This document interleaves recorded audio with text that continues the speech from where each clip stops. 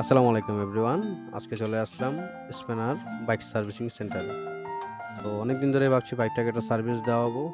তো তাই ভেবে আজকে চলে আসলাম স্প্যানারে। তো কাহিনী যেটা হইছে ১ম এ ভেবেছিলাম আমি নরমাল একটা সার্ভিস দেবো। বাট এখানে আসার পরে জানতে পারলাম আমার বাইকের অনেক কিছুই নষ্ট হয়ে গিয়েছে। তো উনারা আস্তে এক, এক করে আমাকে লিস্ট দেওয়া শুরু করলো। তো প্রায় বড়সড় একটা লিস্ট দিয়ে দিল আমাকে। তো কিছু মাল উনাদের কাছে স্টকে ছিল। আর কিছু মাল আমি বাহিরে থেকে মানে আমাদের সেই চিরচেনা বংশাল থেকে নিয়ে আসি। বংশাল থেকে আসার পর যখন স্পিনারে ঢুকবো, তখনই দেখা হয়ে গেল আমাদের বিখ্যাত সেই চকলেট বাইকার তনু ভাইয়ের সাথে। তো ভাইয়ের সাথে একটা সেলফি তুলে নিলাম।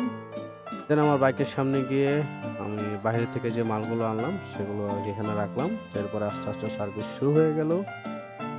তো এই পরিশেষে বলতে চাই, আজকে আমাকে আমার বাইক আর স্পিনার সর্বহারা করে দিল।